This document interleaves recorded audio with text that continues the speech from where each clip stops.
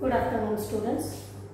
BA तृतीय वर्ष गृहविज्ञान विषयाचा आपला हा तास सेमिस्टर तिसऱ्यासाठी घेत आहोत.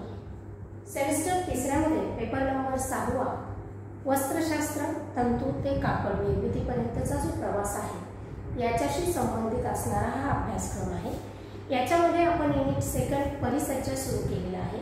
त्याच्यामधला आपला शेवटचा मुद्दा राहिलेला आहे की विशेष सौंदर्य गुणधर्म निर्माण करण्यासाठी केल्या जाणाऱ्या परिसज्जेच्या प्रक्रिया या कोणत्या कोणत्या आहेत आणि त्याच्यामुळे किंवा ते केल्यामुळे कुठल्या प्रकारचं सौंदर्य ही कपड्याला प्राप्त होतं किंवा कपड्यामध्ये कुठली चांगली गोष्ट किंवा चांगला गुणधर्म या परिसज्जेमुळे दिसतो. तर या संदर्भातल्या ज्या काही परिसज्जा आहेत त्या आपण आज इथे बघणार आहोत. पहिली परिसज्जेची प्रक्रिया आहे शिअरिंग प्रक्रिया. शिअरिंग म्हणजे कापणे. तर ही कापण्याची प्रक्रिया म्हणजे कापडामधले तंतू जे आहेत ते कापण्याची प्रक्रिया जी आहे ही परिसज्जेची प्रक्रिया काही कपड्यांवरती केली जाते आणि त्याच्यामुळे त्या कपड्यामध्ये एक सौंदर्याचा गुणधर्म जो आहे तो त्या ठिकाणी निर्माण होत असतो. तर पाईल कापड बनवण्यासाठी किंवा पाईल कपड्याच्या बनावटीमध्ये त्याला पाईल्स असं म्हटलं जातं किंवा पाईल्स म्हणजे काय असतं की धाग्यांचे फासे असतात. म्हणजे थोडेशा वरच्या बाजूने आलेले आणि जे हाताला सॉफ्ट वगैरे असे लागत असतात.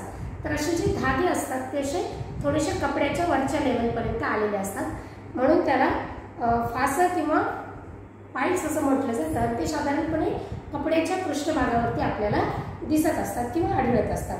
तर हे फासे जे आहेत हे फासे कपड्याच्या उपयोगानुसार कधी अखंड असतात तर कधी त्याच्यामध्ये कटिंग केलेली असते. तर कोणत्या याच्यामध्ये हे अखंड असतात तर त्याच्यामध्ये टर्किशचा टॉवेल आहे. टर्किशच्या टॉवेलमध्ये हे तंतू किंवा हे धागे जे आहेत हे कापलेले नसतात म्हणजे ते अखंड स्वरूपात त्याच्यामध्ये असतात. तर काही ठिकाणी हे धागे कापलेले असतात. उदाहरणार्थ वेल्वेटचं कापड. वेल्वेटच्या कापडावरचे जे वरती आलेले पृष्ठभागावरती आलेले जे धागे असतात हे कापलेले असतात आणि टर्किशच्या टॉवेलचे धागे हे कापलेले नसतात. तर या कापण्याच्या प्रक्रियेलाच शिअरिंग प्रक्रिया असं म्हटलं जातं आणि ही प्रक्रिया एका विशेष यंत्राद्वारे म्हणजे मशिनरीजद्वारे ही कपड्यांवरती फॅक्टरीमध्ये केली जाते आणि या मशीनला सुद्धा शिअरिंग मशीन असं म्हणतात. म्हणजे ही प्रक्रिया करणारी मशीन पण जी आहे ती शिअरिंग या नावाने ओळखली जाते आणि ही प्रोसेस म्हणजे ही परिसज्जा सुद्धा शिअरिंग या नावानेच ओळखली जात असते. तर ही प्रक्रिया साधारणपणे जसं लॉन कापलं जातं म्हणजे हिरवळ कापली जाते त्या प्रक्रियेप्रमाणेच हे शिअरिंगची प्रक्रिया जी आहे ती कपड्यावरती केली जाते. कापड जे आहे ते 2 रोलर्समधून म्हणजे 2 रोलर्सच्या मधून हे कापड जे आहे ते पास केलं जातं म्हणजे पाठवलं जातं आणि त्याच्यामध्ये या रोलर्सला ब्लेड्स लावलेले असतात आणि त्याच्यामुळे कपड्यावरच्या पृष्ठभागावरचे जे फासे आहेत कपडे तंतू धाग्यांचे ते त्या ठिकाणी त्या ब्लेडच्या माध्यमातून कापले जातात. ब्लेड्सचे प्रकार आणि लांबी ही कपड्याच्या प्रकारावर आणि फास्याच्या लांबीवरती अवलंबून असते. या प्रक्रियेद्वारे पूर्ण फासे एकाच लांबीचे कापून कापड तयार केले जाते जसे की वेल्वेटचं आणि काही कपड्यांमध्ये कमी जास्त लांबीचे कापड धागे कापून तिथे नमुने तयार केले जातात. उदाहरणार्थ गालीचा म्हणजे वेल्वेटचा जो कापड आहे तो इक्वल असतो म्हणून त्या पृष्ठभागावरचे जेवढे काही धागेवरती आलेले असतात ते एकाच ब्लेडने आणि लेवलमध्ये कापले जात असतात. म्हणजे धागे किती कापायचे आहेत याच्यावर त्या ब्लेडची साईज ही ठरलेली असते. कापडावरती शिअरिंग प्रक्रिया झाल्यानंतर हे कापड जे आहे म्हणजे जेव्हा त्याच्यावरचे फासे किंवा धागे हे कापले जातात त्याच्यानंतर हे कापड सक्शन मशीनमधून फिरवलं जातं आणि या सक्शन मशीनच्या माध्यमातून जे तंतू लूज होतात किंवा जे तंतू कापलेले असतात ते पूर्णपणे ओढून घेण्याचं काम जे आहे हे सक्शन मशीनमध्ये केलं जातं आणि सोबतच हे कापड स्वच्छ करण्याचं काम सुद्धा त्या ठिकाणी होत असतं. म्हणजे जे निरुपयोगी धागे त्याच्यावरती चिटकलेले आहेत ते धागे त्या ठिकाणी काढून घेतले जातात आणि ते कापड जे आहे ते स्वच्छ त्या ठिकाणी केलं जातं। तर अशा पद्धतीने शेअरिंगची जी प्रक्रिया आहे ती विशेष अशी परिसज्जेची प्रक्रिया आहे, ज्याच्यामुळे वेल्वेटला एक सॉफ्टनेस पणा, शायनिंग, म्हणजे त्याला एक धूप छाप सारखी शायनिंग जी आहे, म्हणजे ऊन आणि सावलीसारखी जी शायनिंग आहे ती शायनिंग पण येते। त्याच्यानंतर टर्किश म्हणजे टॉवेल जो आहे तो आपण ज्या कामासाठी वापरतो तर त्यावेळेस त्याचा गुणधर्म जो आहे तो म्हणजे त्याच्यामध्ये पाणी जे आहे ते ॲब्झॉर्ब झालं पाहिजे किंवा पाणी त्यांनी शोषून घेतलं पाहिजे। तर त्या पद्धतीने म्हणजे त्याच्यासाठी त्या पाईप्सचे जे धागे आहेत ते न कापता म्हणजे आहेत त्या परिस्थितीमध्ये फोल्ड ठेवून त्याच्यापासून टॉवेल्स तयार केले जातात आणि धागे कापून त्याच्यापासून वेल्वेट तयार केले जातं। म्हणजे त्या कपड्याची आवश्यकता काय आहे त्याच्यानुसार त्याचा जो गुणधर्म आहे तो त्या ठिकाणी निर्माण केला जातो।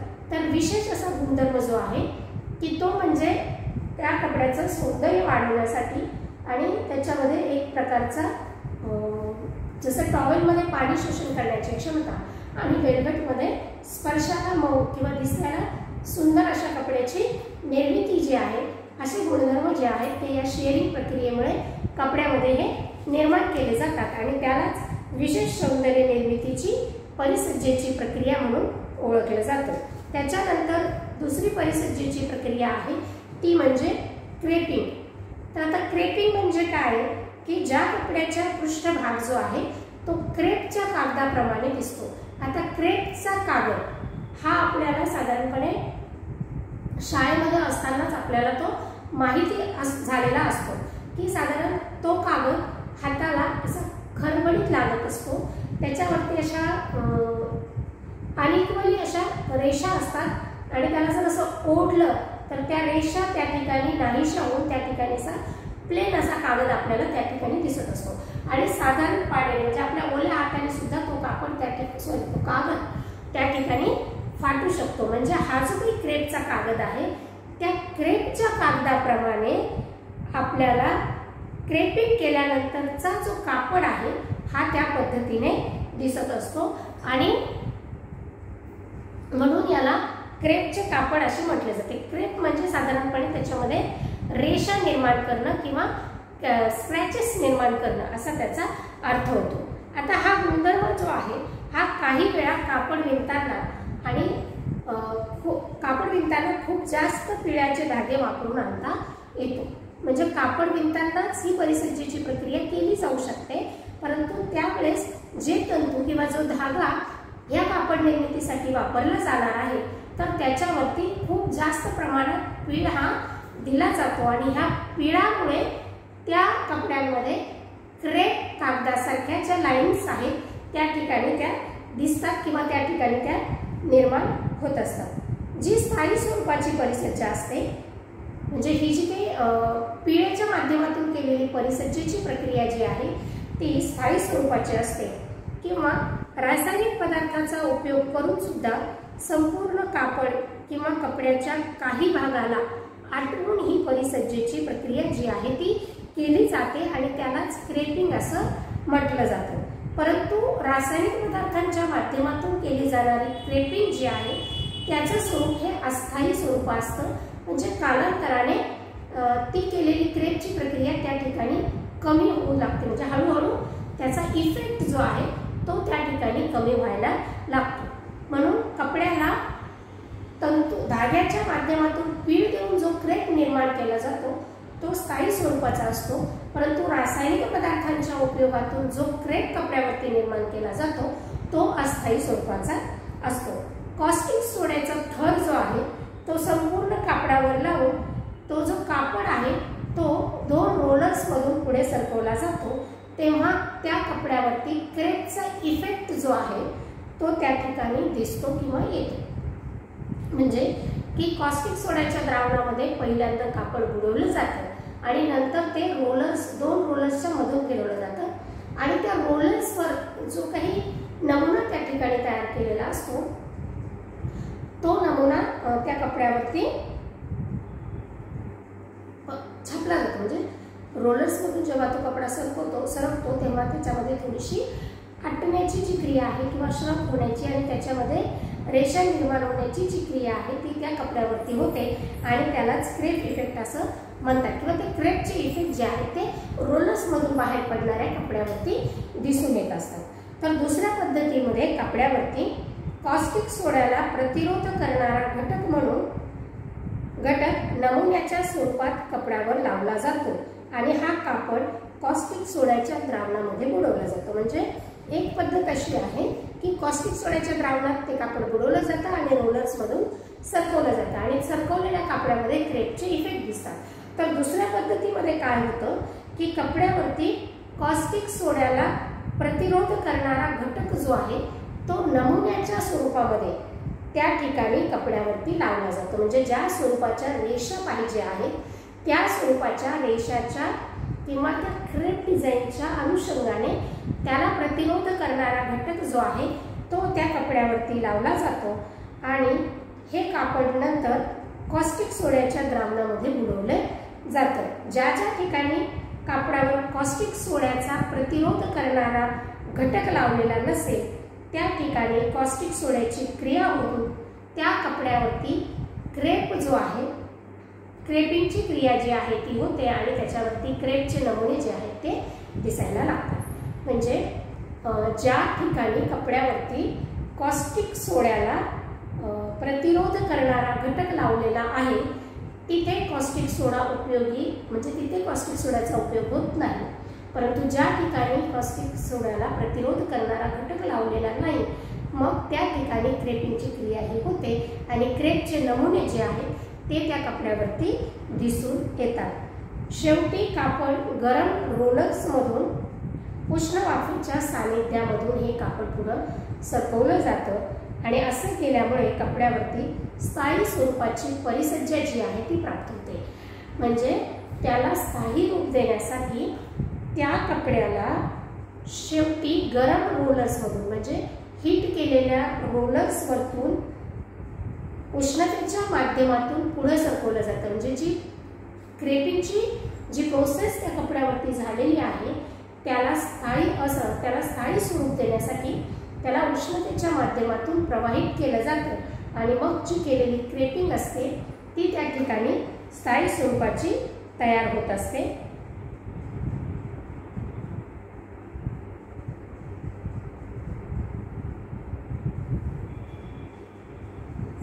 क्रेपचा इफेक्ट दिलेला जो सुती कापड असतो त्याला चीज कॉटन असं म्हटलं जातं। म्हणजे कॉटन वरती देखील क्रेपचा इफेक्ट जो आहे तो निर्माण केला जातो आणि हा निर्माण केलेल्या इफेक्टला म्हणजे त्या कॉटनच्या कपड्याला जसं की क्रेप लिनन किंवा इतर याला क्रेप हा शब्द वापरला जातो, परंतु कॉटनसाठी हा चीज कॉटन असा शब्द जो आहे तो क्रेप कॉटनसाठी वापरला जातो। म्हणजे क्रेपची प्रक्रिया केलेल्या कॉटनला चीज कॉटन असं म्हटलं जातं। तर ही जी काही क्रेपिंगची पद्धती आहे किंवा क्रेपिंग जे आहे ते साधारणपणे वस्त्रावरती लाईनिंगच्या स्वरूपाचं जे डिझाईन आहे किंवा जे स्ट्रक्चर आहे ते त्या ठिकाणी तयार करत असतात। म्हणजे एका साध्या प्लेन कपड्यामध्ये हा एक वेगळा इफेक्ट जो आहे तो दिसून येण्यासाठी त्याचं एक सौंदर्य गुणधर्म वाढवण्यासाठी ही प्रक्रिया जी आहे परिसज्जेची ही कपड्यांवरती केली जाते। त्याच्यानंतरची पुढची परिसज्जेची प्रक्रिया आहे एम्बॉसिंग। तर एम्बॉसिंग म्हणजे काय तर कापडाच्या पृष्ठभागावरती उठावदार अशा नमुन्यांची निर्मिती करणे। म्हणजे प्लेन कपड्यांवरती उठून येते म्हणजे असे उभरून येणारे वरच्या साईडने दिसणारे असे नमुने तयार करणे म्हणजे एम्बॉसिंग होय किंवा उठावदार नमुन्याची निर्मिती करण्यासाठी जी प्रक्रिया वापरली जाते त्याला एम्बॉसिंग असं म्हटलं जातं। या क्रियेमध्ये काय केलं जातं की कपड्याला उलट्या बाजूने म्हणजे कपडा हा उलट्या बाजूने जो नमुना पाहिजे त्या नमुन्याचा ठसा जो आहे तो त्याच्यावर दाबून सुलट बाजूने तो नमुना जो आहे तो उठावदारपणे त्या ठिकाणी तयार केला जातो। म्हणजे उलट्या बाजूने ही एम्बॉसिंगची प्रक्रिया केली जाते आणि सुलट बाजूने ही डिझाईन जी आहे ते एम्बॉसिंगच्या माध्यमातून आपल्याला उमटून दिसायला लागते। ओढी तंतूचे कापड म्हणजे लोकर सोडून सगळ्याच तंतूंच्या कपड्यावरती ही प्रक्रिया जी आहे ती होऊ शकते. म्हणजे फक्त कोणता तंतू सोडायचा, तर लोकर हा तंतू सोडून बाकी सगळ्याच तंतूंवरती ही प्रक्रिया जी आहे ती केली जाऊ शकते किंवा होते. याच्यामध्ये काय होतं की दोन कोरलेल्या रोलर्समध्ये, म्हणजे जो नमुना आपल्याला पाहिजे त्या नमुन्याचं डिझाईन त्या रोलरवरती कोरलेलं असतं आणि त्याच्यामुळे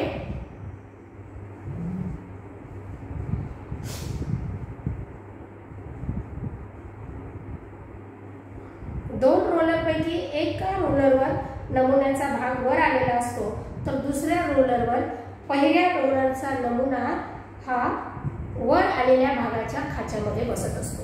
म्हणजे दोन रोलर्समधनं, म्हणजे हे एक रोलर आहे, हे एक रोलर आहे, याच्यावरती वरती आलेले नमुने असतात आणि याच्यामध्ये त्याच भागामध्ये फिक्स बसणारे खाचे असतात. म्हणजे या खाच्यामध्ये आणि या उभरून आलेल्या डिझाईनमध्ये कापड जे आहे ते त्या ठिकाणी दाबलं जातं किंवा त्या ठिकाणी प्रेस केलं जातं आणि मग त्याच्यामुळे हे एम्बॉसिंगचे नमुने जे आहेत ते कपड्यावरती तयार होत असतात.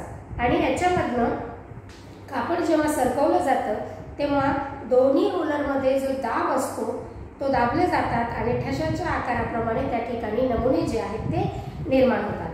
रोलरवरील कापडाचे थर जे आहेत ते साबणाच्या द्रावणाने भिजवले जातात आणि त्याच्यावरती मग ही परिसज्जेची प्रक्रिया जी आहे ती केली जाते. तर या प्रक्रियेचा उपयोग जो आहे तो साधारणपणे बऱ्याच रचनात्मक किंवा नाजूक नमुन्यांची निर्मिती करण्यासाठी केला जातो.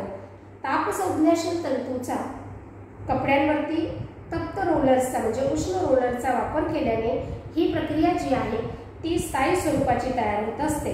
अन्य कपड्यांना रेझिनचा वापर करून ही प्रक्रिया केली जाते.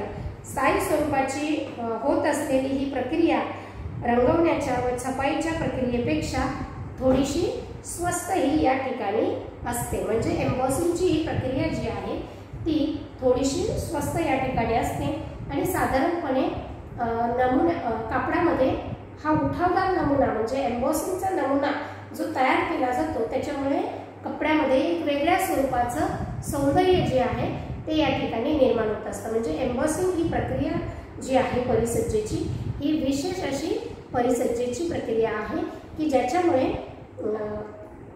फ्लॅट प्लॅटफॉर्मवर म्हणजे गुळगुळीत अशा प्लॅटफॉर्मवरती पृष्ठभागावरती उठावदार असे नमुने निर्माण केल्यामुळे त्याचा एक सौंदर्याचा गुणधर्म जो आहे तो त्या ठिकाणी वृद्धिंगत होत असतो. म्हणजे त्याचं सौंदर्य वाढवण्यासाठी कपड्याचं सौंदर्य वाढवण्यासाठी त्या ठिकाणी एम्बॉसिंगची जी परिसज्जा प्रक्रिया आहे ती या ठिकाणी केली जाते. त्याच्यानंतरची चौथी परिसज्जेची प्रक्रिया आहे मॉयरिंग.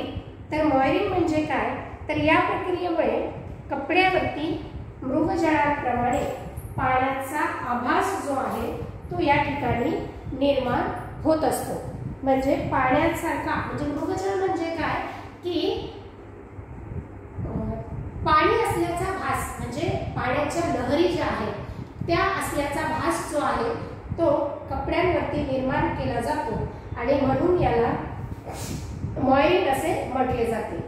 या प्रक्रियेमध्ये कपड्यावर एक विशिष्ट प्रकारची चमक येत असते आणि त्याच्यासाठी कपड्याच्या धाग्यांवर दाब देऊन धागे जे आहेत ते चपटे केले जातात व या सपाट पृष्ठभागावर प्रकाश प्रवाहित करून प्रकाश परावर्तित होत असल्याचा असा आभास त्या ठिकाणी होत असतो.